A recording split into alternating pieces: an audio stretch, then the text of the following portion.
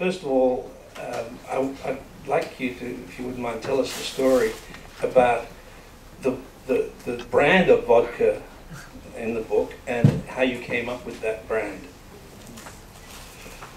Yeah, actually you'll all get a chance to taste it later on, because we have some.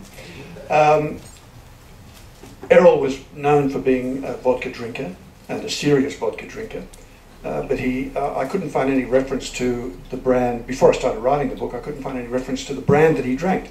And I wanted to have a brand, like he couldn't be passionate about vodka and not have a particular brand. And I didn't want it to be something like Smirnoff. But in 1958, there are a lot of vodkas around now, a lot of interesting, peculiar vodkas around now, but in 1958 they weren't. So I had to research what interesting brands of vodka were around then. I found this one called Zubrowka, which is a Polish vodka, and I'd never heard of it. And I knew it was around in 1958, and it was quite a singular vodka from what I read. It had a blade of bison grass in it. It was of a particular colour, had a particular aroma. So I made that Errol's tipple of choice when he could get it. Zubrowka if you have it, Smirnoff if you don't. That's what he says. After I'd finished the book, after it was already in the editing stage, I found that Errol Flynn's vodka of choice was Zubrowka. The universe was on your side. Errol was speaking. Yeah. But while we're on that, of course, the thing about this book you may not already know is that to write it, Boyd channeled Errol Flynn. It's written in Errol's voice. So, as with everything else, you know, we discover Errol through what he says and how he says it. And I just wanted to know, how much Zubrowka did you have to consume to write this? And how did you do it? Well, I wrote the first draft in the third person, and I was happy with it. But then I thought, the whole idea of Errol and Fidel being together at the height of the Cuban Revolution is just so preposterous, so bizarre, that I'm missing an opportunity. It should be written in the first person. Errol should be writing this. So I then went back and rewrote the entire thing in the first person, and I've got to say it was easy to adapt it. And I mean, I suppose everyone's heard the story about writers writing dialogue and sort of you feel like you're taking notes, and that's exactly what this was like. As soon as Errol opened his mouth, I was listening to him. You know, it was if I'd sit down to write a conversation, a bit of dialogue between two people, I had to. I couldn't do it on a keyboard because I wasn't fast enough.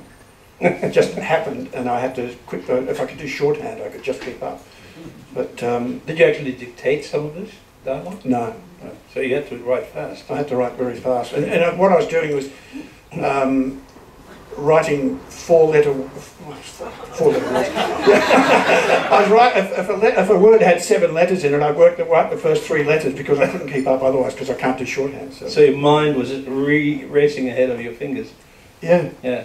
But while we're on that, the thing, of course, that is amazing is how much of it's a novel, but so much of it is pretty well based on researched facts. Yeah. Well, so maybe tell us briefly the synopsis, the short synopsis, which is on the back of the book. But let's hear it from you in flesh and blood. Okay. Look, essentially, Errol Flynn, getting towards the end of his life, as a man who always wanted to be an adventurer, he lived the first number of years of his life before he went to Hollywood as an adventurer. If you read My Wicked, Wicked Ways, even if only half of it's true, he lived a pretty bizarre life for about 3 or 4, half a dozen years. Then he ended up in Hollywood, and they put a cap on his life. You know, Hollywood put a cap on his life for the next 20 years of his life. He wasn't allowed to do this, wasn't allowed to do that. He couldn't. I mean, he went off sailing around the world, but he always had to come back because he needed money, etc., etc. He probably wasn't. He says in his book he wasn't brave enough to do some of the adventures he wanted to do. But towards the end of his life, he decided there was something happening down in Cuba and he wanted to be a part of it. He took himself down there and made a film, which is one of the worst films ever made. And I have it on DVD if anyone wants to see it. It's about 90 minutes of excruciating, eyeball-tearing nonsense. And he went down and made this film in the middle of the Cuban Revolution, which is, when I first heard that, I thought, this is just bizarre, it's just preposterous, it couldn't be so. But it is true, it did happen. It did happen. So that's the setting, and you can imagine what a good writer like Boyd can do with the setting: Cuba, 1958, 59, the revolution, Errol Flynn, Fidel Castro as a young revolutionary, he doesn't know what he's going to do, but both womanizers, both liking younger women.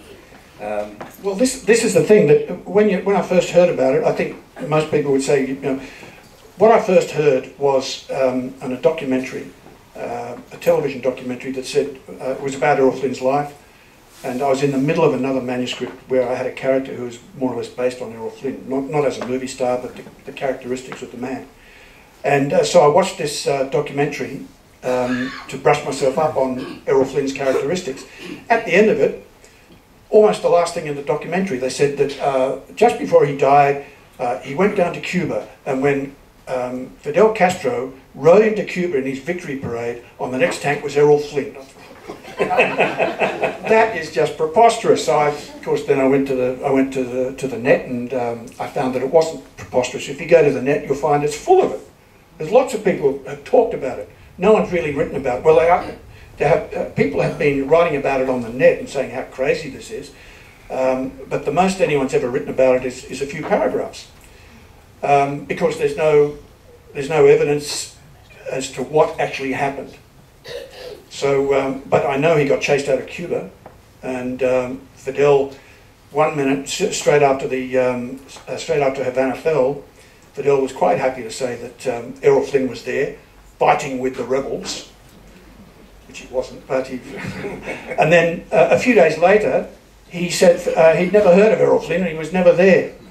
So something happened between the two men, so that was why it was really interesting. But also, although it sounded preposterous, when you think about the nature of those two men, as you've just said, they're destined to meet. I mean, one... I've used this so much it's become a cliche, but one is the old stag and the other is the young buck, and they are going to have the fight in the jungle, and that's what happens. What point, or what event, or what piece of research actually made you think I've got to write this story?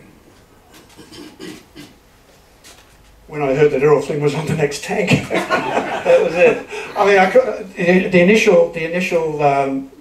initial idea was to write a screenplay, because it just sounded like a fantastic idea for a movie. Still is. It still is, yeah.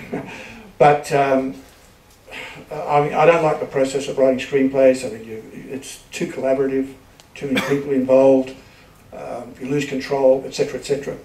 Where you can write a book is much more satisfying to write. You can explore a lot more things in a book, and you have control over it. But really, when I decided to write it as a book was maybe 3 days after I heard after I went and did a bit of research and found out that it was indeed true, and then thought about the nature of those two men and what I mean. If drama is conflict, that is a great piece of drama to write about. Plenty of conflict, plus very colourful characters. Very colourful, yeah. And of course, as always, life and facts are stranger than fiction. Yes, that's right. I mean, if it had been, you know, Jose and Jim and the Cuban Rebel Girls, yeah, it wouldn't even be published. Yeah. Even if it was exactly the same book. Yeah. But the fact that it's Errol Flynn and Fidel Castro, it's instantly interesting. Star value. You've got marquee value on your book. Yeah, that's right. Politics and celebrity. I mean, and sex. And sex. Don't forget that. You'll have to read about that.